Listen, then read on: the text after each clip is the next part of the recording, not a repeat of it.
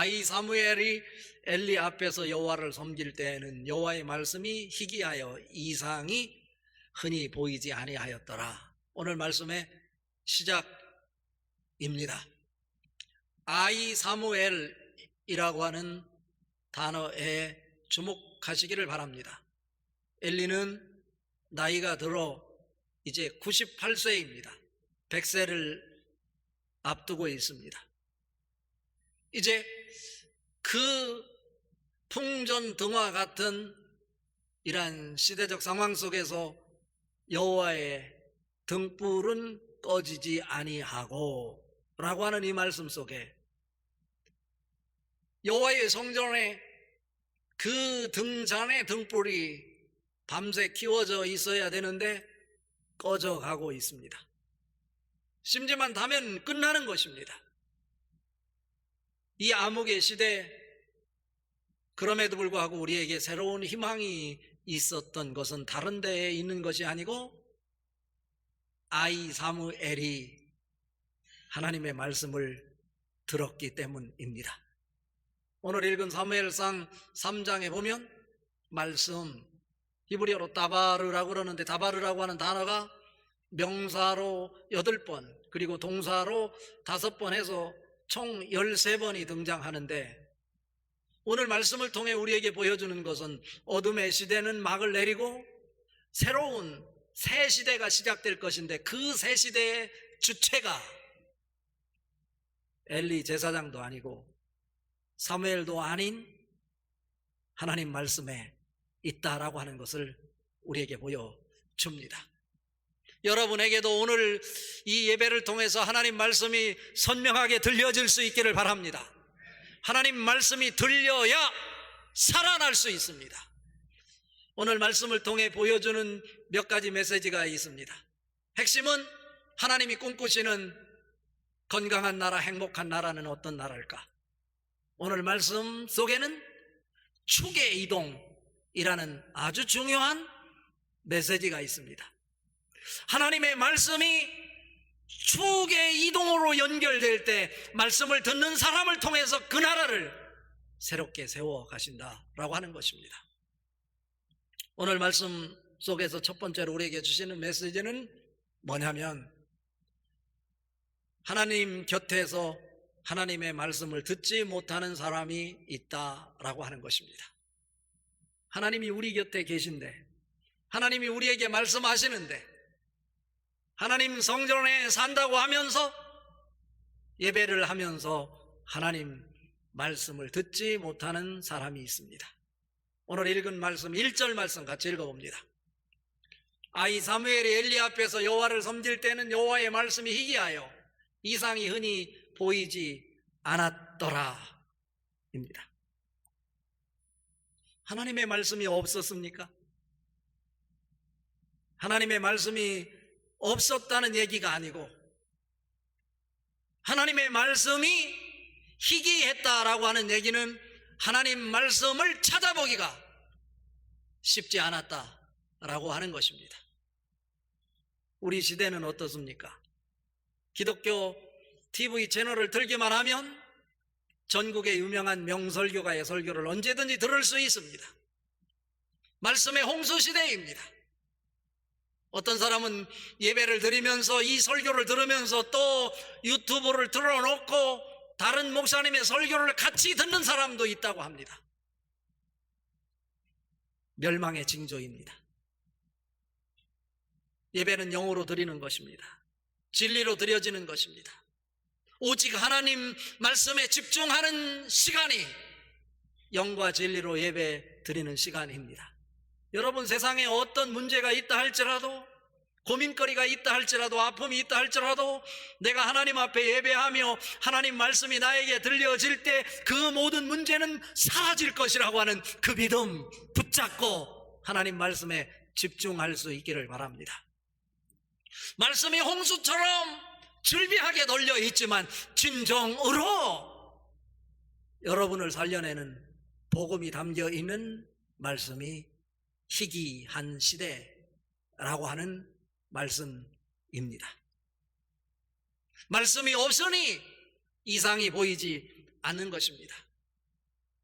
이상, 비전은 하나님 말씀 속에서 만들어지는 것입니다. 그래서 잠언 29장 18절에 보면 묵시가 없으면 백성이 방자에 행하거니와 율법을 지키는 자는 복이 있느니라 말씀하고 있습니다. 묵시, 비전은 말씀을 통해 만들어지는 것입니다. 이 상황이 어쩌면 이사야가 활동했던 당시의 상황과 아주 유사합니다.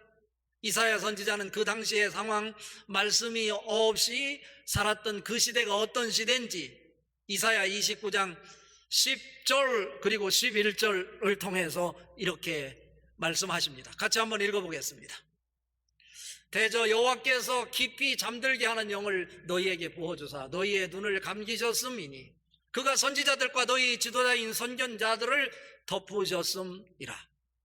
그러므로 모든 계시가 너희에게는 봉한 체기의 말처럼 되었으니 그것을 글하는 자에게 주며 이르기를 그대에게 청하노니 이를 읽으라 하면 그가 대답하기를 그것이 봉해졌으니 나는 못 읽겠노라 할 것이요. 무슨 얘기입니까? 하나님께서 눈을 가리는 잠을 자도록 그런 영을 주었다. 하나님이 주셨다는 얘기일까요? 아니에요. 이스라엘 백성들이 하나님 말씀 앞에서 눈이 가려져 깊은 잠에 빠져 있다는 것입니다. 하나님이 주시는 계시의 말씀이 봉해졌다, 닫혀졌다. 그러니 글을 아는 자에게 이것을 읽으라 하니 봉해졌는데 어떻게 내가 이것을 읽을 수 있겠습니까? 12절에는 뭐라고 얘기하냐면 글을 알지 못하는 자에게 이 말씀을 읽으라 요청했더니 내가 글을 알지 못하는데 어떻게 읽습니까? 라고 답변했다고 이사야 선지자는 우리에게 이야기합니다. 그 당시의 상황을 표현하기를 이사야 29장 13절에서 이렇게 말합니다. 이는 백성이 입으로는 나를 가까이 하고 입술로는 나를 공경하나 그들의 마음은 내게서 멀리 떠났다 라고 말입니다. 우리의 상황이 아닌가 싶습니다. 눈이 가리워져서 성경 말씀을 읽지 못한다. 여러분, 우리 눈이 가리워졌다고 생각해 보십시오. 눈을 가리고 몇 미터나 여러분이 갈 수 있다고 생각하십니까? 예배 마치고 눈을 가리고 여러분 집에 가라고 하면 갈 수 있습니까? 차를 운전하라고 하면 운전할 수 있습니까? 우리는 앞이 보이지 않으면 갈 수 없는 것입니다. 이것이 바로 당시의 이스라엘 백성들의 영적 상태였습니다. 아모스 선지자도 그 시대에 말씀이 없는 백성들을 한탄하면서 아모스 8장 11절에 이렇게 말합니다. 양식이 없어 주림이 아니요 물이 없어 기갈이 아니라 여호와의 말씀을 듣지 못한 기갈이라고요. 그렇지 않을까요? 우리가 양식이 없어서 굶어 죽는 것이 아니고 물이 없어 갈증을 느끼는 것이 아니라 하나님의 말씀이 있음에도 불구하고 하나님 말씀을 듣지 못하는 기갈이 우리 인생을 망가지게 한다라고 하는 것입니다. 오늘 이스라엘 백성들 그 당시의 상황을 아이 사무엘은 엘리 제사장 앞에서 제사장으로 그리고 선지자로 훈련을 받고 있었지만 엘리 제사장 당시에 그 시대를 대표하는 사람인데 그는 눈이 가리워져서 앞을 보지 못하고 그리고 나이가 100세가 다 되어 판단력이 흐려지고 총명이 흐려졌던 그런 상황입니다. 그가 비대했다는 것도 눈이 흐려졌다고 하는 것도 생물학적으로만 표현하는 것 아닙니다. 왜냐하면 모세는 120세가 되었지만 기력이 다하지 않고 시력이 흐리지 않았다고 성경은 기록하고 있는 것입니다. 여기서 시력이 흐려졌다라고 하는 것은, 눈이 가리워졌다고 하는 것은 한 사람의 눈의 묘사를 통해서 그 시대의 영적 상태를 한 컷의 그림으로 묘사하는 장면입니다. 엘리 제사장은 어디에 있습니까? 오늘 읽은 말씀 2절 3절을 통해서 확인할 수 있는 것은 엘리 제사장은 자기 처소에 누웠고, 사무엘은 여호와의 궤가 있는 전에 누워있다, 성전에 누워있다 라고 표현하고 있습니다. 정말 여호와의 궤가 있는 성전에 사무엘이 누워있는 것일까요? 안 그래요. 법궤가 있는 곳에는 사무엘이 들어갈 수가 없어요. 왜냐하면 대제사장만 1년에 한 차례씩 백성의 죄를 속죄하기 위해서 들어갈 수 있는 곳이 법궤가 있는 지성소인 것입니다. 그런데 오늘 사무엘서를 기록한 저자가 엘리 제사장은 자기 처소에 누웠다라고 표현하고 있고, 사무엘은 여호와의 법궤가 있는 성전에 누웠다고 표현하는 이유는 무엇일까요? 두 사람은 다 제사장이 머물 수 있는 공간에 머물러 있었고, 엘리 제사장이 사는 그 집에 공간의 방 한 칸에서 사무엘은 머물고 있었어요. 그럼에도 불구하고 사무엘은 여호와의 궤가 있는 성전에 누웠다라고 오늘 표현하는 이유는 무엇일까요? 더군다나 여기에서 누웠다라고 하는 이 단어, 쇼케부라고 하는 이브리어 단어의 뜻은 분사형으로 사용되어서 어떤 상황만을 묘사하는 것이 아니라 지금까지도 그랬고 앞으로도 계속해서 그가 머물러 있을 것을 진행형으로 표시하고 있는 대목입니다. 법궤가 있는 곳에 지금 있지도 않은데도 불구하고 성경 기자가 사무엘을 법궤가 있는 여호와의 전에 누웠다라고 표현하는 것은 뭐냐면, 법궤가 상징하는 의미가 하나님의 임재와 말씀을 상징하는 것이기에 사무엘은 엘리와 함께 대제사장이 머무는 공간에 누워 있었지만 법궤가 있는 곳에 누웠다고 표현하는 것은 사무엘 마음속에는 항상 공간을 초월하여 하나님의 임재를 사모했고 하나님 말씀을 사모하고 있었다라고 하는 것을 우리에게 가르쳐주는 말씀입니다. 자, 여기에서 한 가지 느낄 수 있는 것은 무엇일까요? 엘리 제사장, 성전에서 일하는 사람입니다. 그런데 하나님 말씀을 듣지 못하고 있어요. 그런데 오늘 사무엘이 여호와의 법궤가 있는 전에 누웠다라고 하는 이 표현을 통해서 장차 사무엘은 하나님의 말씀을 듣게 될 것이라고 하는 암시를 우리에게 해 주는 것입니다.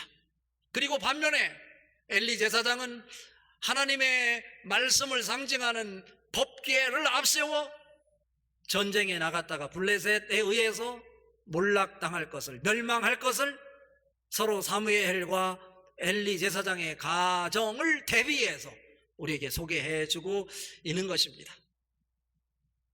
여러분은 오늘 예배하고 있습니다. 신앙생활을 하고 있습니다. 하나님과 가까이 한다고 하면서도 우리는 하나님의 말씀을 듣지 못할 수 있다는 것입니다. 하나님 말씀이 들려야 살아날 수 있습니다. 여러분, 하나님 말씀이 들려질 수 있기를 바랍니다. 우리도 나이가 들면 하나님 말씀을 보고 싶어도 보지 못할 때가 올 것입니다. 눈이 밝아서 하나님 말씀을 읽을 수 있을 때 하나님 말씀을 많이 읽을 수 있기를 바랍니다. 그리고 예배 시간마다 여러분 마음이 하나로 집중되어 하나님 말씀이 선명하게 여러분에게 들려질 수 있기를 바랍니다. 하나님의 말씀이 들려지면 살 수 있지만 하나님 말씀이 들려지지 않으면 나는 죽는 것입니다. 망하는 것입니다.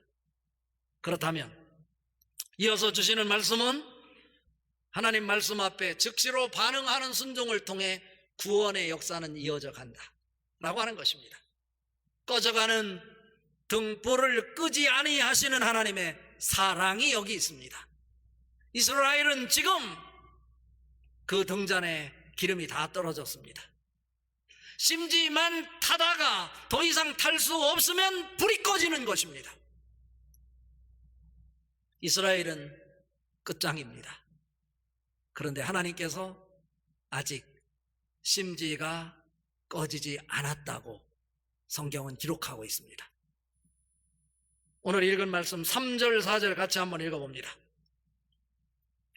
하나님의 등불은 아직 꺼지지 아니하였으며 사무엘은 하나님의 궤에 있는 여호와의 전안에 누웠더니 여호와께서 사무엘을 부르시는지라 그가 대답하되 내가 여기 있나이다 하고, 이 시대가 아무리 희망이 없고 절망이고 좌절이고 끝장난 것처럼 보여도 여러분에게 하나님 말씀이 들려진다면 말씀이 들려지는 그 사람을 통해서 이 시대는 새롭게 구원의 역사로 이어져 갈 것입니다.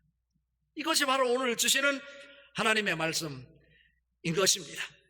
이 시간에도 말씀을 통해 여러분 한 사람 한 사람을 하나님께서 부르십니다. 여러분에게 이 말씀이 들려지면 그 사람을 통해서 하나님께서 내가 원하는 것 좀 도와줄 수 없겠니? 말씀이 난무하는 이 시대지만 말씀을 듣는 사람이 없구나. 나는 말씀을 듣는 사람을 통해서 일할 수 있는데 말씀을 듣는 사람이 없는데 너가 말씀을 들을 수 없겠니? 그리고 그것이 사명으로 연결될 수 있도록 하나님은 오늘도 이 시간 여러분 한 사람 한 사람을 부르고 있습니다. 특히 오늘 5절에 보니까 사무엘아 사무엘아 부르는 소리, 사실은 사무엘이 반응하는 것은 하나님의 음성에 대한 반응이라기보다는 마지막 네 번째를 제외하고는 세 번까지 다 누구에 대한 반응입니까? 엘리 제사장이 부른 줄 알고 엘리 제사장에 대해서 반응하는 모습이었어요. 그런데 5절에 보니까 첫 번째 하나님의 음성이 들릴 때 사무엘이, 그 시간이 어느 시간입니까? 깊은 밤 시간입니다. 엘리 제사장도 잠드는 시간이고 12살 난 사무엘은 말할 것 없이 고난 잠에 깊이 빠져 있을 시간입니다. 그 시간에 하나님은 사무엘을 찾아오셔서 사무엘아 사무엘아 부르십니다. 그런데 사무엘이 어떻게 반응했습니까? 5절에 보니까 달려가서 라고 표현하고 있어요. 여기서 달려가서는 야라츠라고 하는 이브리어 단어를 쓰고 있어요. 그리고 이어지는 6절 8절에서 두 번째 세 번째 부를 때는 달려가서가 아니고 그냥 가서라고 표현하고 있어요. 야라크라고 하는 단어를 써요. 첫 번째는 하나님께서 그 엘리 제사장이 부른 줄 알고 깊이 잠들어 있는 시간, 12살 난 아이를 생각해 봐요. 누가 나를 부르는 거야? 짜증내고 이럴 상황, 못 들은 척 할 수 있는데 그 음성이 들리자마자 달려가서 즉각적으로 반응하는 사무엘의 모습을 보는 거예요. 이것이 바로 구원의 역사를 이어가는 계기가 되는 거예요. 두 번째, 세 번째는 엘리 제사장이 아니고 누가 나를 부르는 것이지? 이 음성의 정체를 되돌아다 본다는 의미로 야라츠라고 하는 단어를 쓰지 않고 야라크라고 하는 단어를 써서 가서라고 하는 표현을 쓰고 있는 거예요. 결국 사무엘이 어떻게 해서 하나님 말씀을 들었습니까?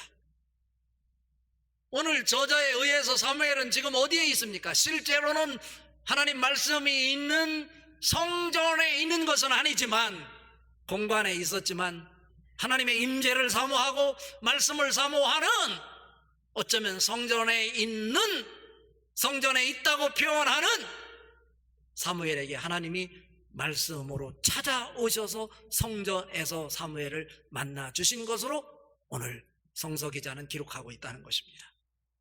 하나님 말씀은 성전에서 들려집니다. 예배를 통해서 들려집니다. 그곳에 하나님은 찾아오셔서 말씀으로 우리에게 전달해 줍니다. 말씀의 결론입니다.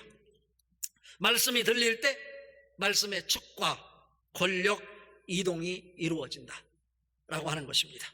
오늘 읽은 말씀 6절과 10절 같이 읽습니다. 여호와께서 다시 사무엘을 부르시는지라. 사무엘이 일어나 엘리에게로 가서 이르되 당신이 나를 부르셨기로 내가 여기 있나이다 하니 그가 대답하되 내 아들아 내가 부르지 아니하였으니 다시 누우라 하니라. 10절 여호와께서 임하여 서서 전과 같이 사무엘아 사무엘아 부르시는지라. 사무엘이 이르되 말씀하옵소서 주의 종이 듣겠나이다 하니 라고. 여기에서요 중요한 대목이 있어요. 6절에 보니까 사무엘아 사무엘아 부르신지라. 그런데 여기에서 사무엘을 다시 부르신지라 라고 우리 성경에는 나와 있는데 원어 성경에 보면 다시 불렀다 라고 하는 그 용어가 아니고 하나를 빼놨어요.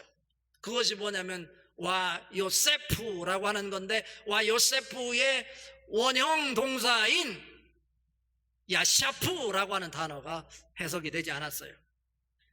그러니까 이 말씀을 원어를 살려서 원어의 뉘앙스로 다시 해석하면 야샤프라고 하는 것은 계속해서라고 하는 거예요.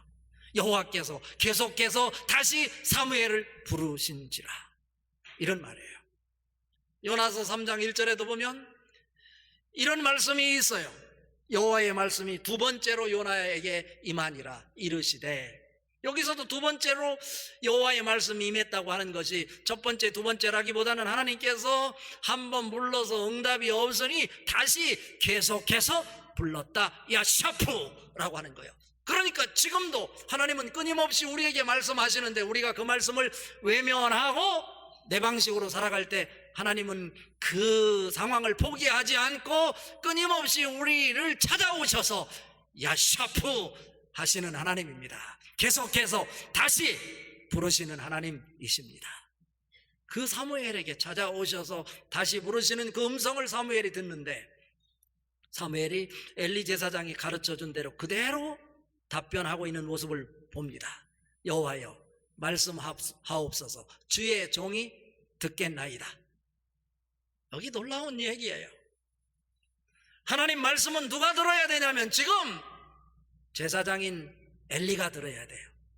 엘리가 하나님 말씀을 듣지 못하니까 12살 난 어린 사무엘이, 오늘 성경에 의하면 아이라고 표현하는 아이 사무엘이 하나님 말씀을 듣고 있는 것입니다. 이것을 가리켜서 저는 뭐라고 표현하냐면 말씀의 권력 이동이다 라고 표현하고 싶은 거예요.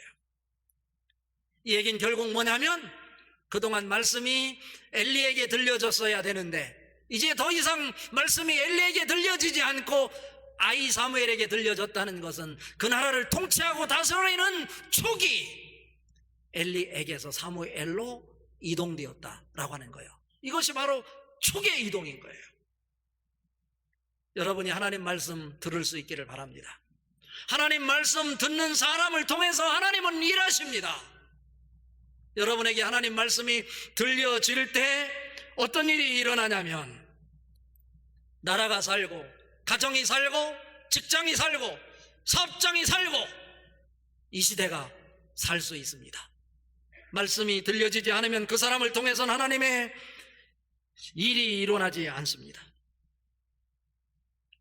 에스겔서 37장에 보면 죽은 뼈들이 즐비하게 널려 있었지만 하나님 말씀이 그 뼈들에게 들려질 때 즐비하게 널려있던 죽은 뼈들이 생명을 얻고 살아났습니다.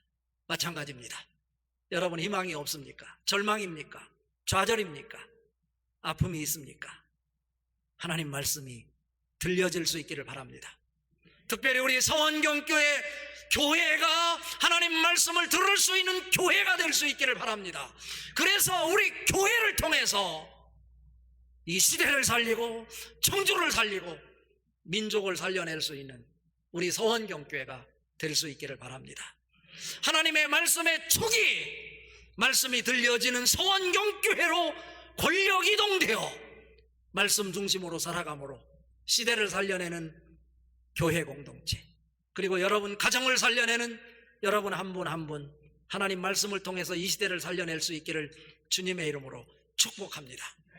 모든 성경은 하나님의 감동으로 된 것으로 교훈과 책망과 바르게 함과 의로 교육하기에 유익하니 이는 하나님의 사람으로 온전하게 하며 또한 선한 일을 행할 능력을 갖추게 하려 함이라.